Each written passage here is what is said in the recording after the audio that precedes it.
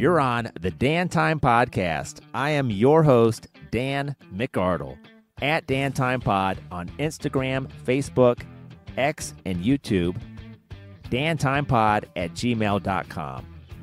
And I've got another fantastic artist to introduce to you today, somebody who's going to fit nicely into an existing playlist. My guest today is New Zealand indie rocker Dan Sharp. We dive into Dan's songs, including his latest single, Late Night Poetry, and we highlight the EP and single of the same name, Man Don't Cry, where Dan broaches the topic of men and mental health. You'll hear Dan perform an acoustic version of Man Don't Cry on this episode. Between the Brave, Bold, and Given Up, that's the title of Dan Sharp's upcoming LP. Be sure to follow him on all channels. He's at Dan Sharp Music on the socials and dansharpmusic.com. And here are the guys making music with Dan on this latest project.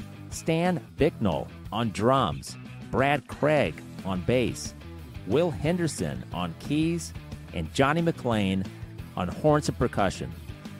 Currently based in Mount Maunganui, Dan grew up in rural Aotearoa.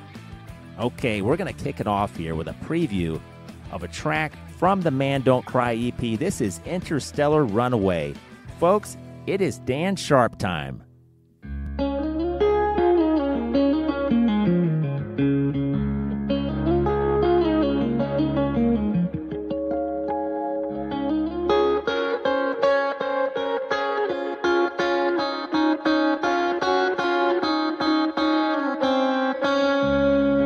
I used to wear the world loosely,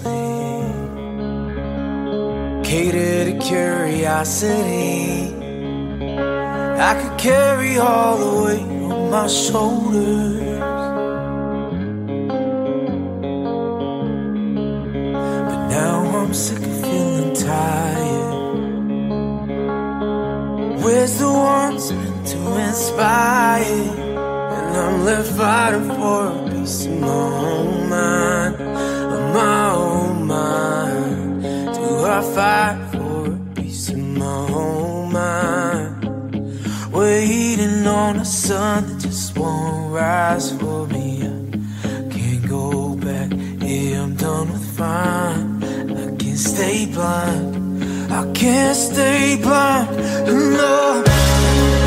So you can put me on the next train. I need an interstellar runaway, 'cause there must be some place where it's not too late, not too late for us.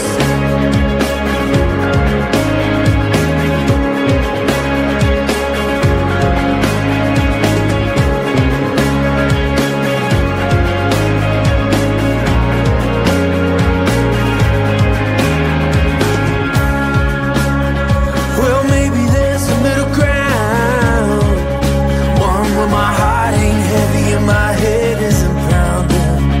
The streets of my own desires,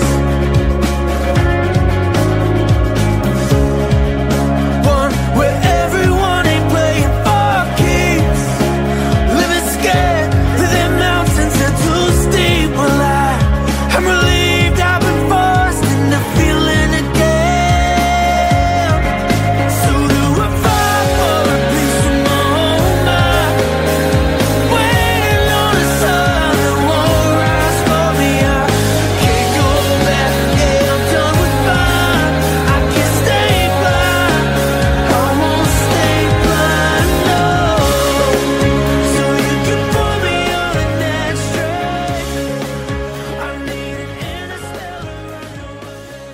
Today, it is my pleasure. I'm super excited because I've been listening to his music here for a couple weeks, getting some goosebumps here, Dan, with some of the songs. Over 1 million streams on Spotify alone. New Zealand-based recording artist, singer-songwriter Dan Sharp is my guest today. Thanks for being here, Dan. How are you doing, my friend? I'm doing very well. Thank you for having me. Yeah, so you've been pretty busy, I'd say, releasing a couple EPs, a new single. Man, I got to say, I usually start with the new material from my guests and work my way back. And I could see a progression in your sound. It really comes together. I think the current single, Late Night Poetry, is just a really crisp sound, almost getting a little bit back to basics maybe, adding some saxophone in there. And this is just a real foot stomper. I think you described it as, it bounces along beautifully, and you couldn't have said it better. Oh, cool. So I'm really enjoying the catalog. How are things going now? Are you writing? Are you performing? You doing a little bit of both? Yeah, there's kind of always a hybrid amount of many things going on, like creating, and then I guess the packaging, like what are you doing with the things that you create, and what are the goals? So I often find myself wearing many hats, and I suppose the hats I'm wearing, it's all about releasing music, and the best way to do that is generally performing alongside a release. So then it's looking at how best to put this music on a stage with the people that have been in the band, and how to really just get this stuff out there. But I am starting to crave the creative part again, because they're kind of like chapters in a book. It's been a while since I wrote the music, and I'm finding I'm literally waking up with lyric ideas and hearing things, and it's been a little while since that's happened for me, and that kind of suggests that it's time to start creating again as a routine thing, which I'm excited about. It's really cool. Yeah, I can imagine the wheels are always spinning, new ideas, new experiences that you want to capture in your songwriting. The first track that I heard, and I probably will come back to Late Night Poetry, but the first song I took a shot on was Man Don't Cry. Oh, cool. Oh, wow. This one is just kind of you want to hear it over and over once you get started on it. You also described this as one of the heavier hitting songs emotionally that you've recorded. One of the main lines in there, what is a boy but an extension of the man who made him? Just love these lyrics. By day, he's building an empire, betrayed again by night. He's breaking. He's faded to a double standard life, and he wonders why the man don't cry. Performance-wise and sonically, I've been wanting to say this to you for the past week here. This is a big venue song to me. It sounds like the type of song that you're performing in front of a big crowd who's kind of jumping in unison, and you just about got them in the palm of your hand. I mean, it's like really carved up and composed for, I think, that just that big stage atmosphere, like a festival atmosphere. Yeah, I'd agree. It feels like it wants that. It feels like it wants to be played on the biggest stage, and it would sound at home in that space. Kind of has some flares of Springsteen. I don't know Definitely. why Sting comes to mind, but maybe just sort of that live component of Sting's package, but you really hit one on all cylinders there. Oh, thank you. I really appreciate that. It's funny because, Sting is somebody that isn't... I've not really connected deeply with Sting, the Sting catalog, and as I've progressed as a writer, I've come to appreciate a lot more about Sting and the sound of Sting. And I only in the last couple of days, this is the third time I've heard Sting come up, and hadn't come up for years before. So I feel I generally trust things in, like, I don't know how to describe it, but things come at the right time. Springsteen found me definitely at the right time, and maybe I was at the right time in my kind of journey to connect with that. And Springsteen is absolutely the right, I guess, example reference point. But there's definitely, if we talked in a year's time, I imagine Sting's going to be put in that conversation as well. I can just feel it, and I'm excited to go and dig into the entire catalog. It's just funny how these things work. Yeah, see, when I was younger, I didn't really listen to a lot of Sting's studio records, but I heard one of his live albums. And you have some of the horn section involved in some of that, and I was like, oh, okay, I can I get it now. Yeah, I think you really are onto something there. The song for me, I love "Man Don't Cry," but "Interstellar Runaway." I was thinking about this today. I was listening to it this morning, traveling to work, and I said, "This is the Goosebumps song." It takes about a minute, 15 or so, but you look down and yep, the bumps on the arms when you make liftoff on that song. How does that one go over? Do you get feedback on "Interstellar Runaway"? It's funny because our first outing as a full band performing that song live is this Friday coming up at our local venue, which is sort of the venue around, and that's the show opener actually is that one. And I've had various formats. You kind of touched on it there in that introduction is an evolution of my music has taken place, the way it's presented and the way that I have, I guess, gone out on the road and done certain things, even the color scheme, the branding, everything. It's definitely all taken shape over time. This will be the first time with a saxophone on stage in the band, and it's sort of it's a bit of an overhaul. New musicians who are on that same page, and I'm excited to see how it goes, but I know how it feels in the room when we play it, and that song it sets the tone. So I imagine it's going to be the opener for the foreseeable future. And I love how you include on the "Man Don't Cry" EP a real stripped down demo version. It sounds like the song "Old Chairs," just very raw. And I think the recording is appropriate for what you're singing about. You touch on a lot of subject matter that's, I think, very close to people who are listening, relationships, things that have not gone so well. And on some of these songs, I know you take ownership sometimes of a relationship that has gone sour, hasn't quite worked out. On some of those songs, are you writing from experience, or do you have characters in mind? I would say everything comes from an experience, and that is sometimes not always my first-hand experience, but it's somebody close to me or something like a dynamic that I see. Certainly the relationship-oriented stuff that has definitely been my kind of first-hand experience, and they often just come from a moment. The songs will come out of a moment where maybe something will happen. You might hear something or you might see something and you're reminded of a situation and a new idea, not an idea trying to create a song, but a new thought comes to mind that is a new lens on a situation. For instance, that song "Old Chairs," which was recorded in a way I want to approach recording from an album perspective, and that song closes out the first side of the vinyl, so side A, and it's meant to be kind of like I guess like a palate cleansing come down and just really tender as that part of the story ends. But that song, the genesis of it, I suppose, was was sitting in a house that was literally emptied of everything that we used to have, and just thinking about like literally sitting on the floor and going, the furniture isn't here, and that's so emblematic of the things that this house used to hold and what used to exist inside it.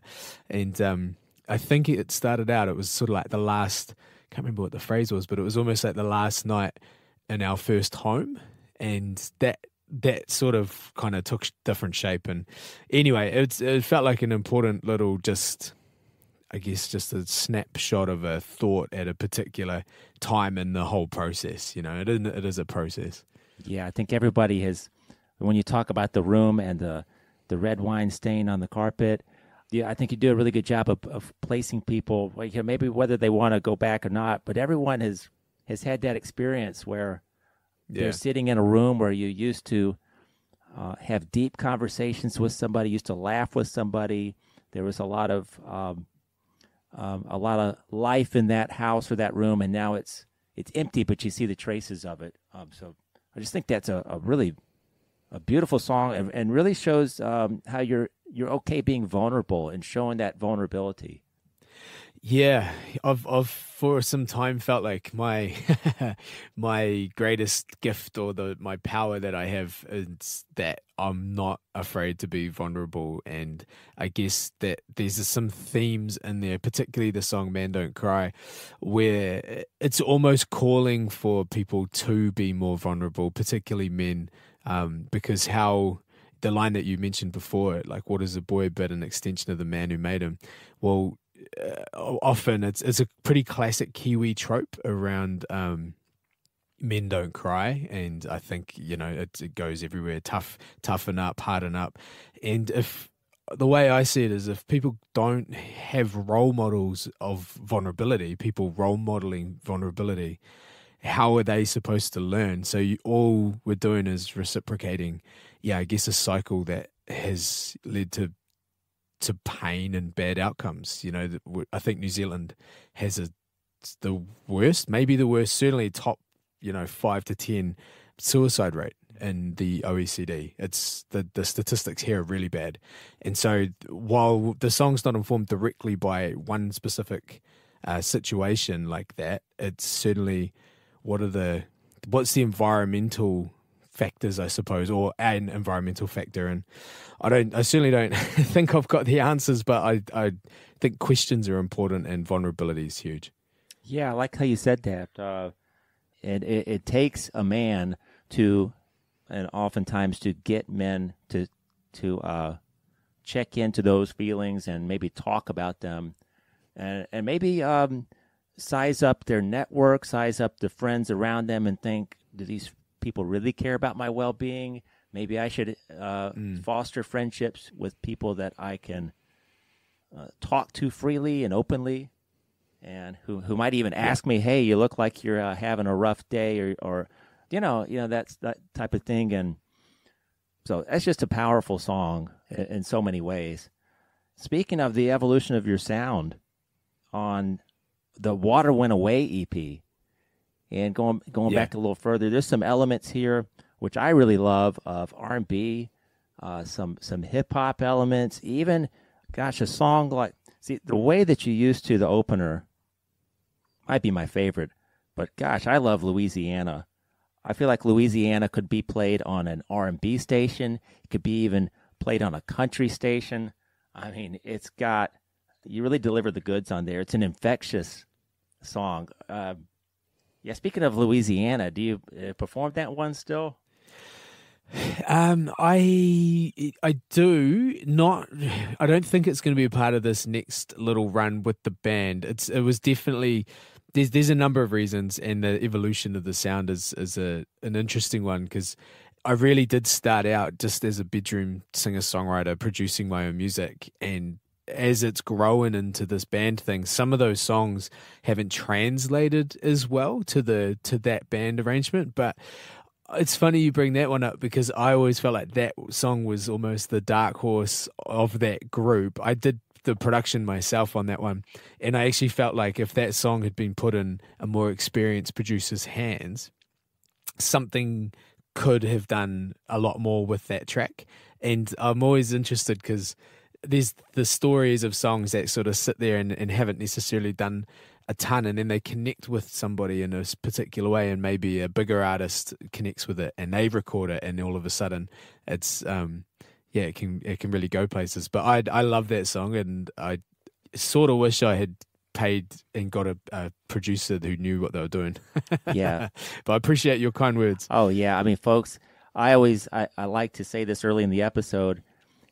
Feel free, everybody listening, to hit pause on the podcast and go to your favorite platform, Spotify, iTunes, Apple Music, wherever you download music, and add Man Don't Cry EP, Late Night Poetry, and all this material, and start, digging into these songs, because what I love on this podcast, and I said it last week, is that you can get recommendations based on what you're already listening to. Spotify is pretty good at doing that, and it's great. It's a great way to build your catalog. But somebody like Dan Sharp, you might not realize how much you're going to fall in love with his songs, and he may not come across the algorithm So it's just the biggest thrill of this podcast is to introduce some of this music where Interstellar Runaway hits me like a ton of bricks. All of a sudden, Louisiana, I'm here in Louisiana, I'm thinking, why in the world is this thing not a chart-topping, just mammoth of a song? Or, yeah, like you said, it's got such crossover appeal that an established artist could have picked that up, and maybe they still would, and record it. Possibly. I had, when the Water Went Away EP was coming out, I had just signed to a small record label, an independent one that a promoter here had set up basically to try to get undiscovered Kiwi artists just a little more recognition and maybe some opportunity that wouldn't be there without that extra layer of support.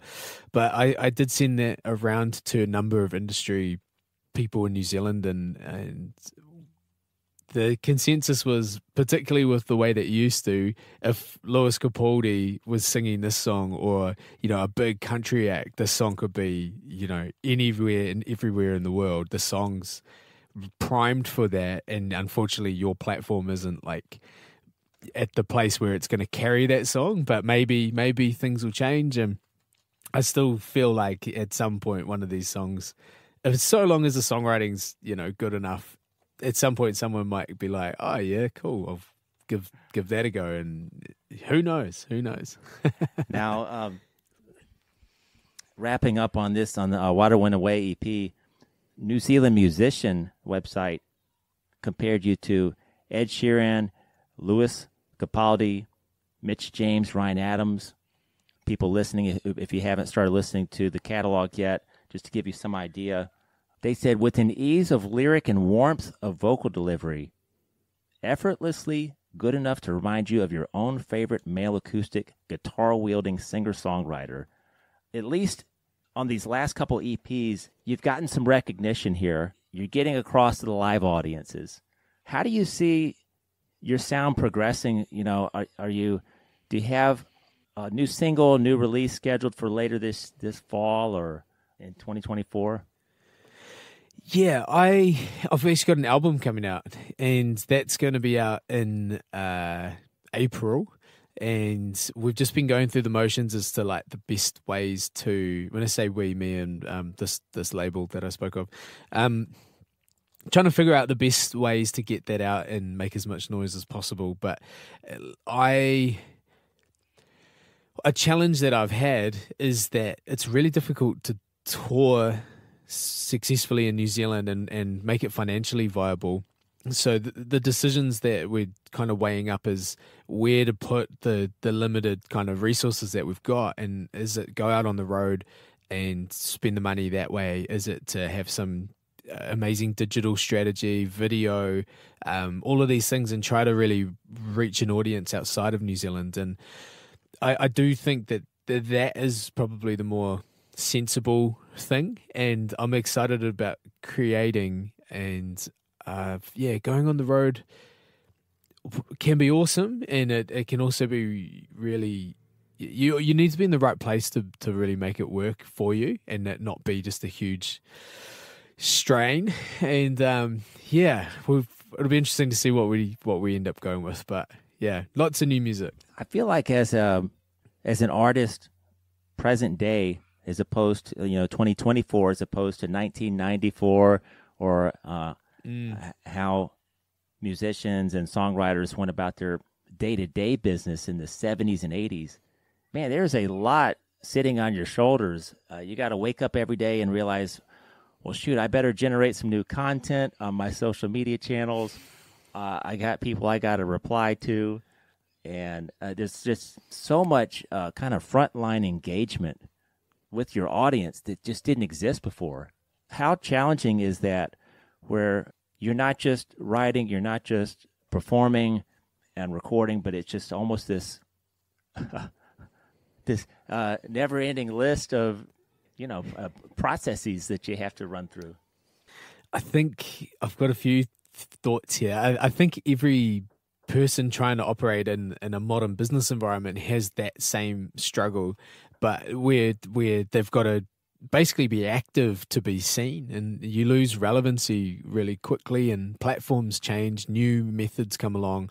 The thing that was working before isn't the thing that works tomorrow, and so there's a constant change, which I think that can be a hard thing to come to peace with, is that you can't just kind of set and forget and just do one thing. So there's your strategy has to be a strategy of constantly evolving.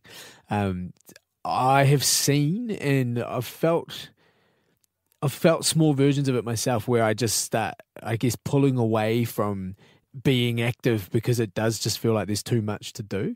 And in the past, a big major label, and maybe for the biggest, the biggest artists in the world, they would still do this, where there's enough resource around them to outsource that job and this job and that job. And like, I don't expect Ed Sheeran's written a Facebook post for the last 12 years. And since he really got picked up, and even then, who knows? I don't.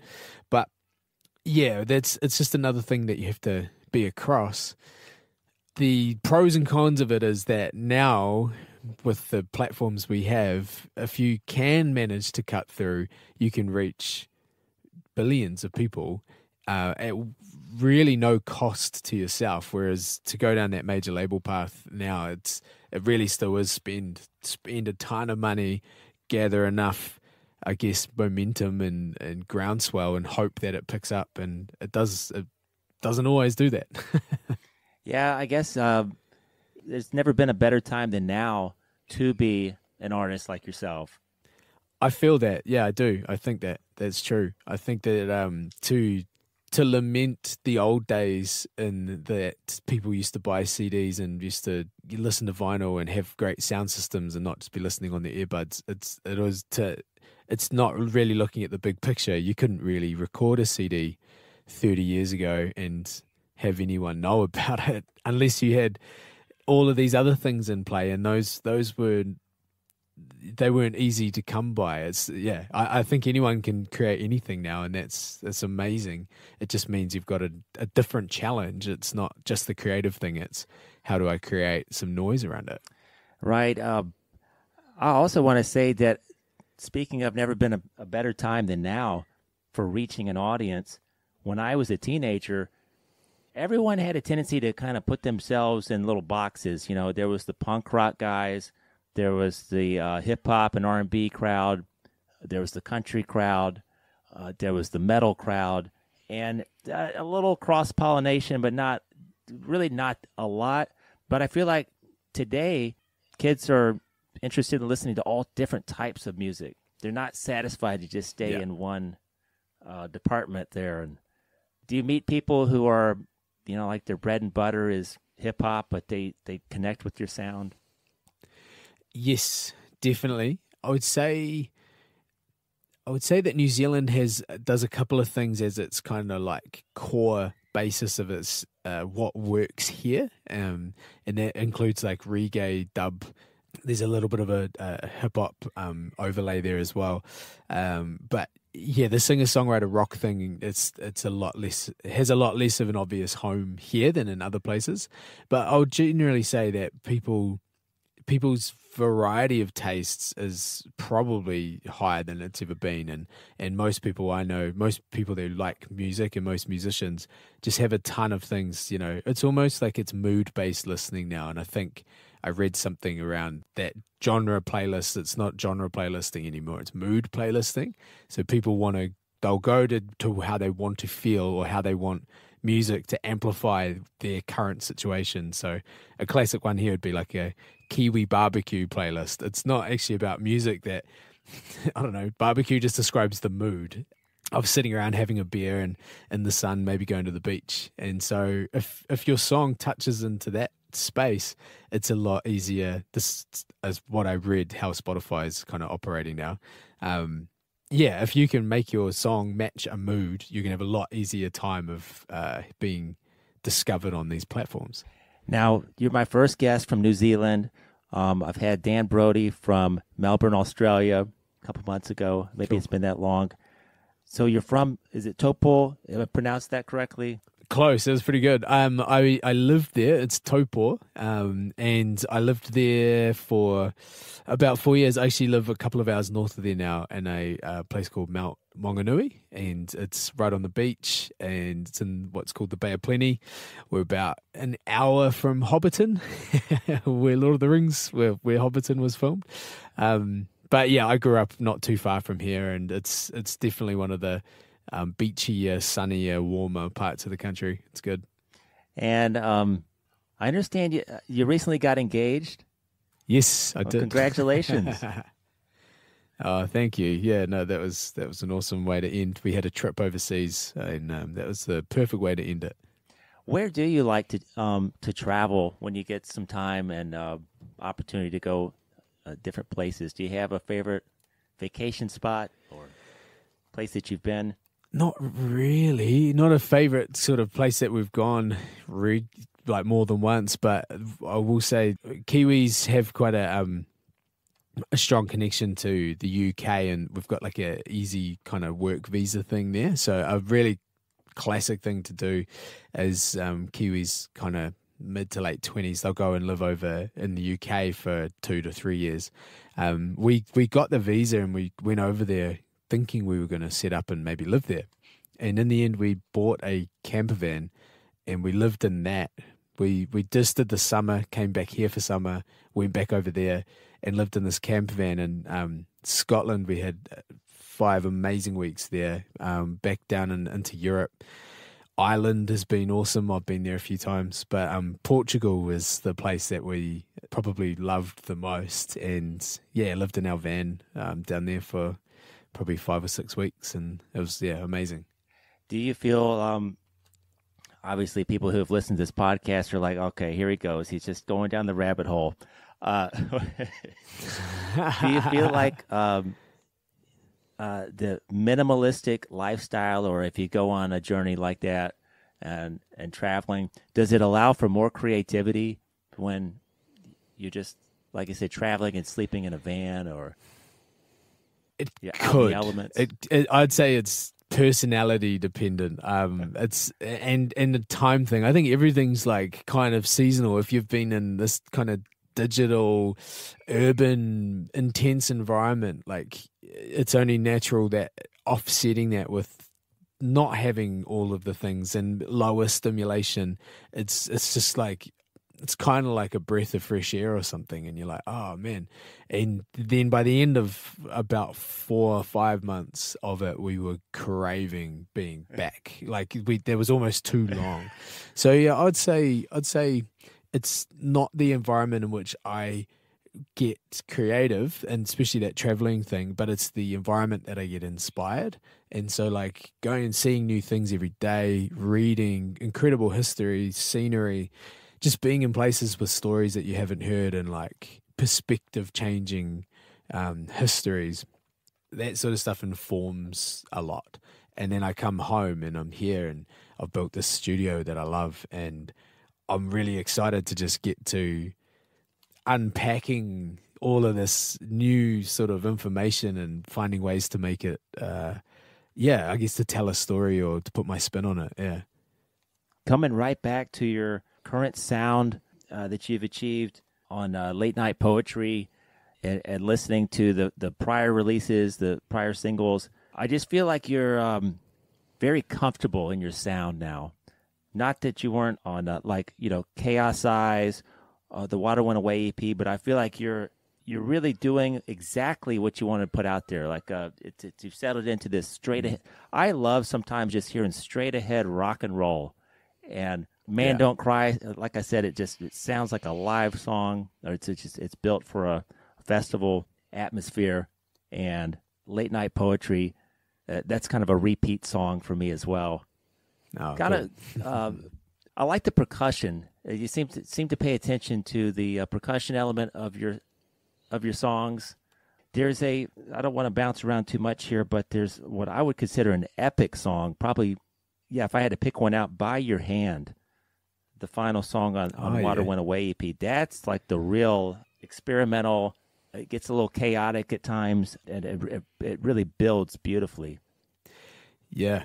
Yeah, I loved that song, and I recorded that myself. And I had a friend in the States, actually in Austin. He recorded the drums and sent them over. And when all the pieces fell into play, I'd sort of mapped out a part for him to play and gave him that.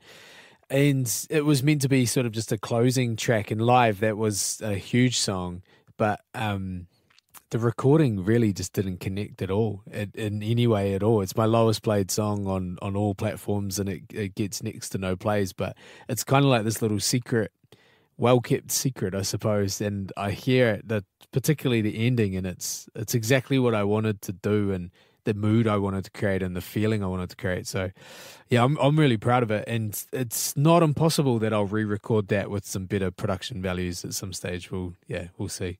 I think it may be the longest song, clocking in a little over 4 minutes, coming up on 5 minutes. And maybe that's, I do like how most of your songs are kind of, you're in and out, but it gets the punch in. I do feel on my podcast sometimes that it gets a little long in the tooth, and I'm trying to work on that. It's a personal flaw of mine.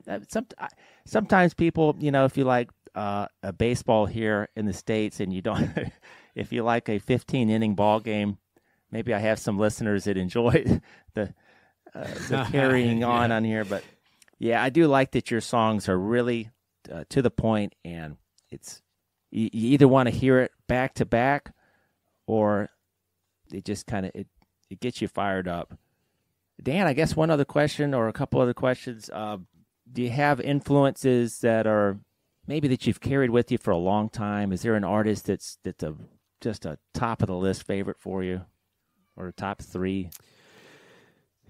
Yeah, I've had a variety of influences, man. Like I've gone through such different phases musically, from like really like hard rock and metal to acoustic singer-songwriter folk stuff from the 60s and 70s, and it's always, I think it's always been about the song and why the song exists. It's not, I don't just create music just so I can have music out in the world. It's like, I feel like this thing needs to exist, or this needs to be said, or whatever it is.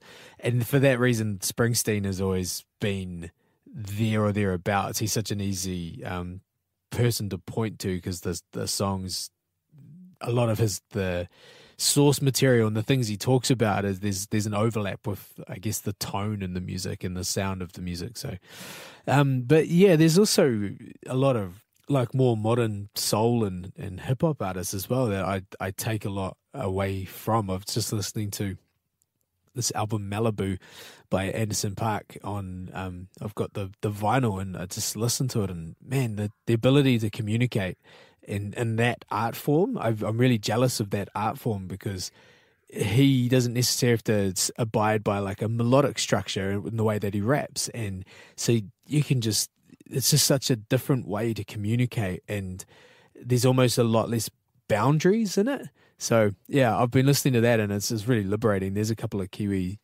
similar style acts.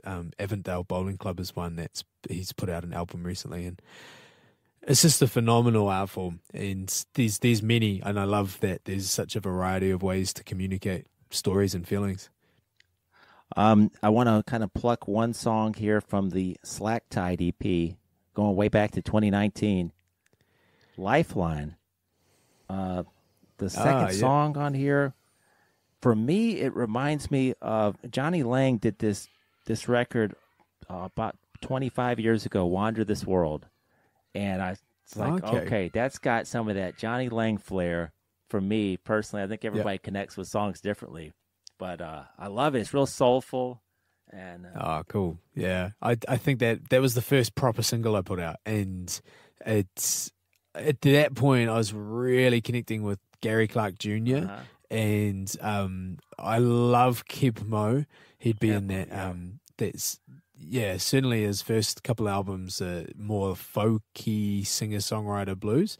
And so a wide variety of stuff. But I thought that's where I was kind of going, but as my songwriting's just evolved, and the textures and the sounds that I really love, it's pulled me back towards more of a rock songwriter sound, as opposed to that bluesy kind of swampy, gritty thing. Right. Still love it though. Well, Dan, where can folks, where can they see you performing in the next few weeks? Because I do have a few listeners in New Zealand. Hopefully they listen to this show, and hopefully they're close to where you're performing. Yeah, the only show that I've got locked in is this band show. It's called Tōtara Street in Mount Maunganui, and that's on Friday the 8th of March. And the plans for the rest of the year, there's been talk of maybe doing some shows in the States. There's been talk of maybe some in the UK. And so, yeah, it's I guess the best thing to do is probably jump on my website, and there'll be like a mailing list sign up kind of thing that as soon as these dates are sorted out and what it looks like, then people can stay in the loop, which is cool. Well, on Facebook or even or Instagram, when an artist announces dates, there's always those people that say, come to my town. Yeah, so true. I'll put in a plug for Pensacola, Florida. If you ever make it to cool. the northern Gulf Coast of Florida in the States, would obviously love to see you. Oh, amazing, man. Yeah, I've not actually been to Florida. I have been to Louisiana and didn't quite get over to Florida, but I'd love to kind of travel that whole East Coast, actually. That would be awesome. All right. Well, Dan, this has been spectacular. I hope you've enjoyed it as much as I have. Yeah, man. Thank you so much. Everybody listening, I think this is your same. They can find you at Dan Sharp Music across most of the channels. Is that right? Yeah, that's right. I'll include that in the show notes. I guess one last question. Anything that you'd like to plug that you're listening to, watching? The piece of film content that I've found the most beautiful and I've gone back to is actually a Disney show, Andor, which is a Star Wars based thing. Now I like fantasy, I like sci-fi stuff, I like all sorts of things, but there's something in the filming of that and the scripting of that and the storyboarding, everything, that it's just such a beautiful, it captures such a beautiful struggle. And yeah, I can't quite define it because I don't have the terms, and I'm not like a huge film buff, but that has been a really beautiful, when I see things like that being created, I'm excited to go see the new Dune movie because it's, I don't know, I just love seeing people's creative output at such a beautiful, epic scale. It just makes you think like, oh man, we can create, and people do create, and we all should to some extent be creating something off our offering. Do you know what I mean? Yeah, absolutely. Tap in. Everyone who's listening, everybody's got a special skill, and for some of you that may be, you're great with your hands. You can work on vehicles. You can repair pipes or electrical components, or you like to write songs, or you used to like to write songs. If you've got a guitar that's been sitting in the corner in the closet and you don't think your stuff's any good, give it another shot. Give it another shot, even if it doesn't matter if anybody else likes it. If you used to like to write, whether it's lyrics or music, or used to like to play drums, give it another shot if you've got the time. You'll be happy that you did. Yeah. Dan, we talked about this beforehand, and I don't want to put you on the spot, but do you have a song that you'd like to perform, or do you have the guitar handy? I can definitely perform a song. This is, and I do have a guitar handy. This is a new feature on the podcast, and any of the musicians who have appeared previously, and I didn't invite you to play. That's one of the reasons I asked everybody to come back. Because I always figure I'm going to forget something. I'm not going to ask you something that I should have asked you. So I always like to have people back on a second time so we could spruce it up. But yeah, Dan, what do you feel like playing tonight? I think tonight for me. I think it's still afternoon the next day for you. It's mid-afternoon. I'll play a little bit of Man Don't Cry, maybe just a verse and a chorus. And this song was, we talked about it. It touches on some heavier themes. It really did come about from just observing a guy that I knew reasonably well, just not have the ability to kind of communicate, and I just watched him struggle, and he just needed some guidance as a younger human, I think, and it just left him a little incapable later. But this is a song called Man Don't Cry, and it goes like this.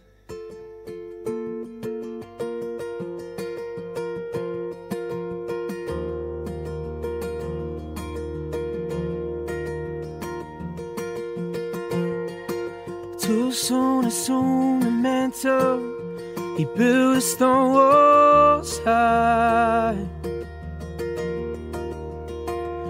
Walls whose waters falling down like his father, walking out on his mother, broken on where he still resides. Inside his eyes is a place he tries to hide, but there's no quarter.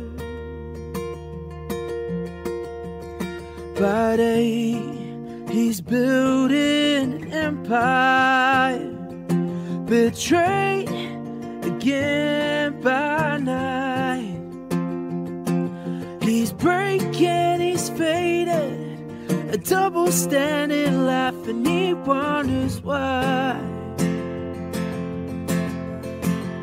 The man don't cry. Oh, he wonders why. The man don't cry.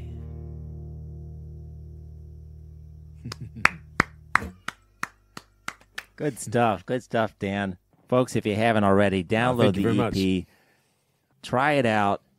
Man Don't Cry. Late night poetry. We're going to preview a song at the top of this episode when I go back to publish the audio version. So another surprise there. This has been fantastic, Dan. Great to connect with you from about, I think, 19 hours time difference. Yeah. And, I'd love to come visit your beautiful country in the next few years. Oh, absolutely. You'd love it. Anything else? Anything about New Zealand? And I tried to pronounce the indigenous name. I don't know if I really want to try it again. I'll mess it up. But anything that you'd like to promote about your side of the world? I think we're very, very lucky here. We're a little island tucked away from a lot of the big, the challenges of the world. We've got our own sets of challenges, but Kiwis are generally pretty resilient and pretty friendly people, generally speaking. And yeah, traveling the world definitely makes me appreciate New Zealand. And I think things are a little bit simpler here at times, but it's a great place. And on the other hand, I've loved being in bigger parts of the world where there's just a massive vibrancy and music scenes and stuff. Like we are quite small here, but it's a nice place to be and a nice place to create. And yeah, I'm very grateful. Well, the last thing I wrote this quote down. I'm not sure where I pulled it from, but this is from you. I always aspire to be authentic in the pursuit of something beautiful. Oh, yeah, I must have said that at some stage. I love it, Dan. Well, thanks for being here. Best of luck to you in 2024, and can't wait to hear new music. Folks, check him out. Follow him on the socials, and add his music to your catalog. Create a Dan Sharp playlist. Trust me, I would not steer you down the wrong road. You're going to love it. Have a great rest of the day for you. It's winding down in the evening for me. Hope to talk to you again soon, my friend. Awesome, man. Yeah, enjoy your night, and thank you so much for having me on. It's a real pleasure. So, yeah, appreciate it. Thanks. Okay, Dan. That's it for this week for the Dan Time Podcast. You guys have a wonderful week, and be good to your people, and be good to the folks outside of your bubble. Share a smile with somebody as you pass them by. You never know how you can impact somebody in a small way. All right. We'll see you next Sunday on the Dan Time Podcast. So you can put me on the next train.